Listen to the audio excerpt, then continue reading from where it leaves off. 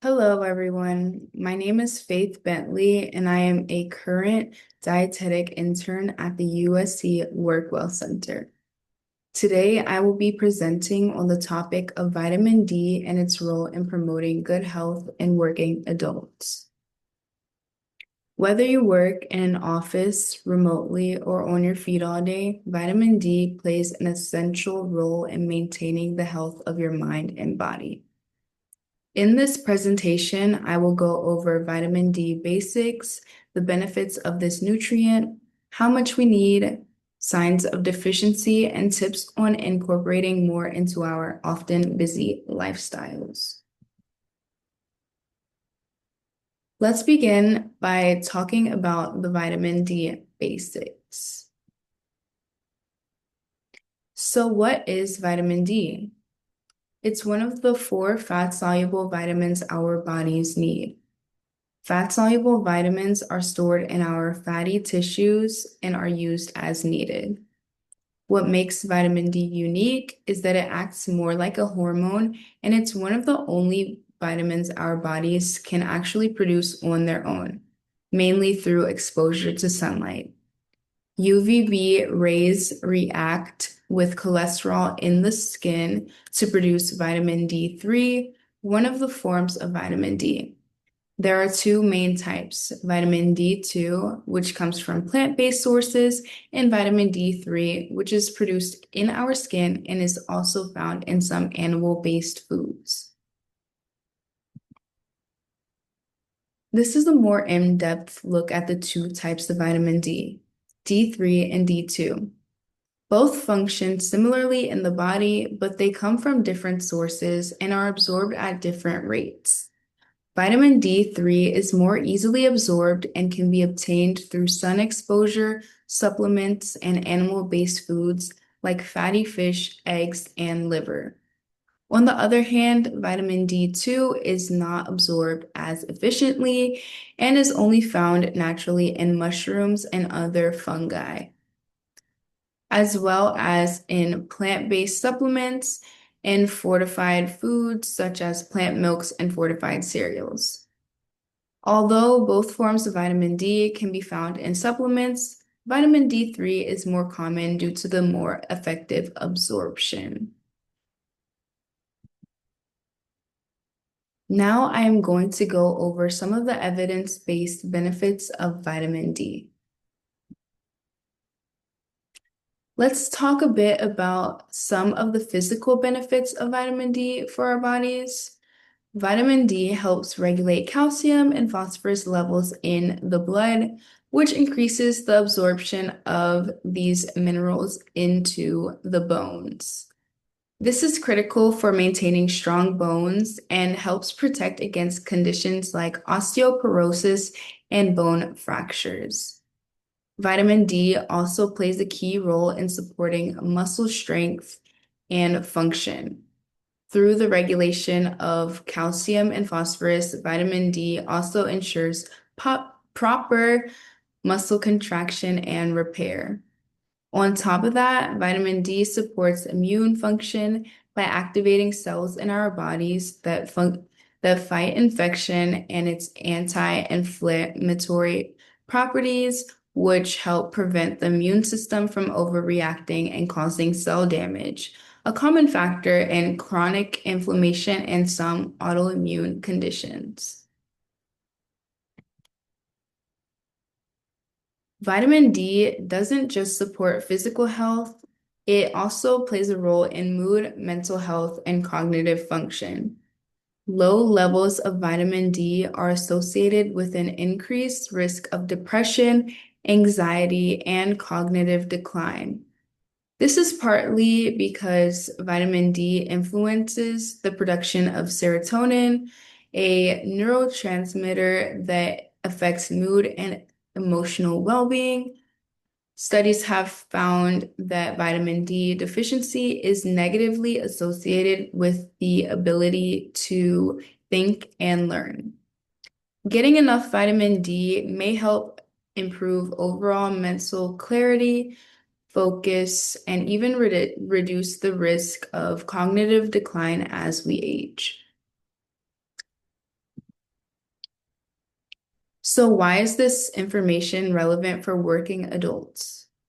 Vitamin D plays a big role in keeping bones and muscles strong, which helps reduce the risk of workplace injuries, not just for active jobs, but also for desk workers who may be more prone to muscle weakness and bone issues from sitting long hours.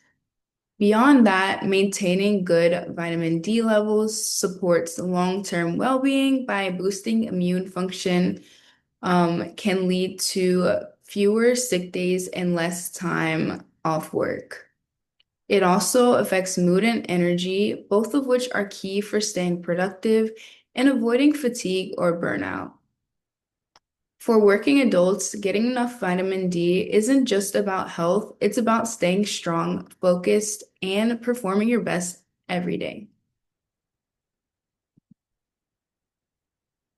Okay, now let's move on to the next section. How much vitamin D do we need?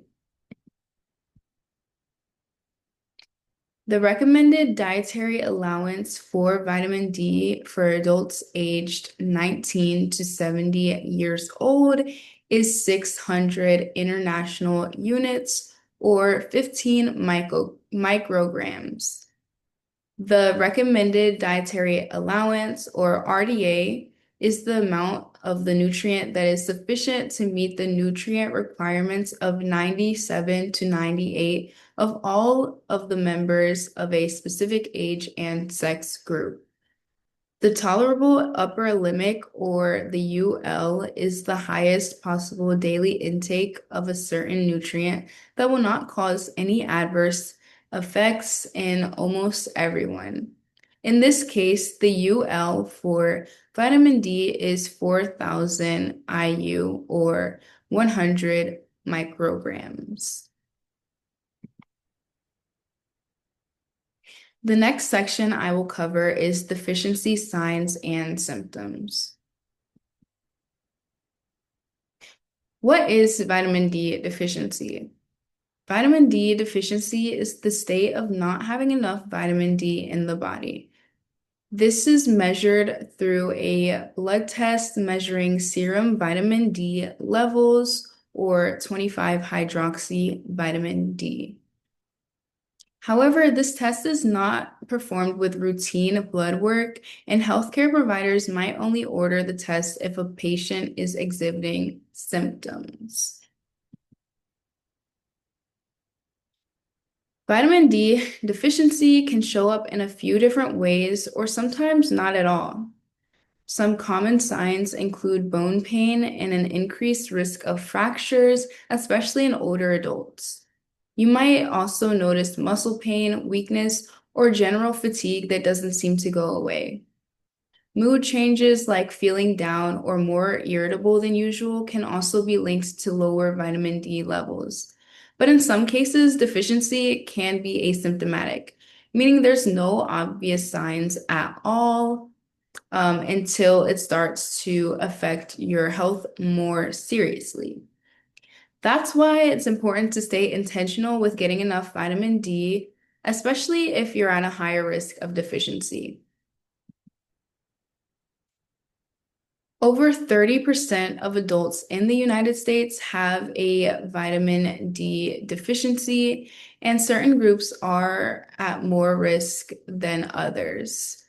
I'm going to talk about some of the main groups at risk for deficiency. First, who spend a lot of time indoors, whether for work or lifestyle reasons, may not get enough sun exposure to produce adequate vitamin D. Next, those with darker skin are also at a higher risk because higher levels of melanin block UVB rays, reducing the skin's ability to make vitamin D from sunlight. Then people living in northern climates may struggle to get enough sun, especially during the winter months. Finally, adults over the age of 65 are another at-risk group since the skin's ability to produce vitamin D decreases with age. These groups, as well as a few others, need to be even more intentional than the average person about getting enough vitamin D, especially if they fall under multiple risk categories. I'm now going to discuss the three main ways to get enough vitamin D: sunlight, food, and supplements. One of the easiest ways to boost your vitamin D levels is by getting enough sunlight. Simple habits like taking your breaks outside or sitting near a sunny window while working can make a big difference over time. You can also plan outdoor activities on the weekends like hiking, walking, or just spending time in the park. These small changes help your body naturally produce more vitamin D, especially if you're not getting enough through food or supplements. When you participate in outdoor activities, always make sure to wear sunscreen to protect against skin cancer. Another great way to boost your vitamin D intake is through your diet. Including foods like trout, canned tuna, white mushrooms, low-fat milk, and fortified cereals can help you meet your vitamin D needs, especially if your sunlight exposure is limited. These options are easy to incorporate into everyday meals and will align well with MyPlate guidelines, which emphasize a balanced diet with a variety of food groups.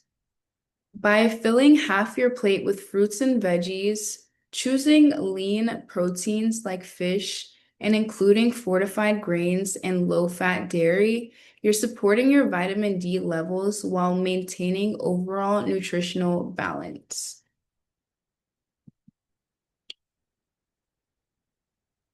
Determining if a food is fortified with vitamin D is as simple as reading the nutrition label.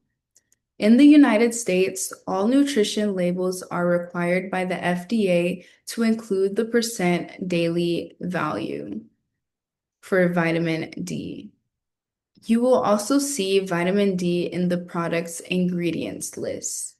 When it comes to percent daily value for vitamin D on a nutrition level, anything around 20% or higher per serving is considered a good source of vitamin D. This orange juice nutrition label pictured on this slide shows a 25% daily value, meaning it gives you a solid chunk of your daily vitamin D needs. A low percent daily value would be anything under 5%, which means the food doesn't contribute much to your daily vitamin D intake.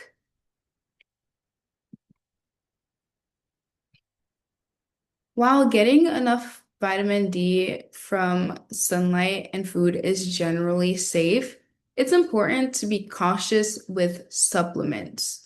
Always consult with your healthcare provider before starting any vitamin D supplement, especially since taking too much can lead to toxicity. Excess vitamin D can build up in the body and may cause serious health issues like nausea, kidney problems, and irregular heartbeat.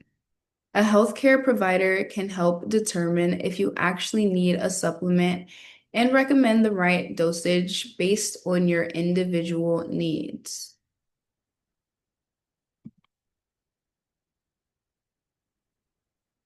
In conclusion, vitamin D is incredibly important for our overall health and well-being, supporting everything from strong bones and muscles to a healthy immune system and balanced mood.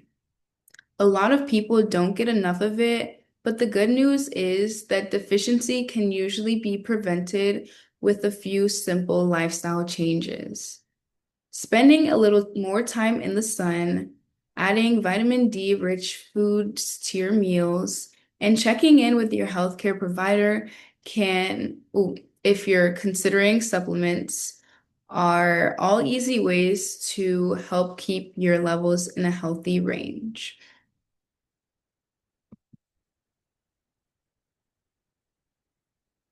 On this slide, I added some resources to support a healthy journey to getting more vitamin D through food with links to dietitian curated recipes and a list of good food sources of vitamin D. If you're looking for some healthy eating inspiration or ready-made resources from USD, definitely check out Eat Well through USC Work Well. There are a plethora of healthy recipes, cooking videos, and a great Eat Well Bites webinar series focused on nutrition. Plus, guides are available for healthy dining on campus, as well as an overall health and well-being directory to explore. Thank you.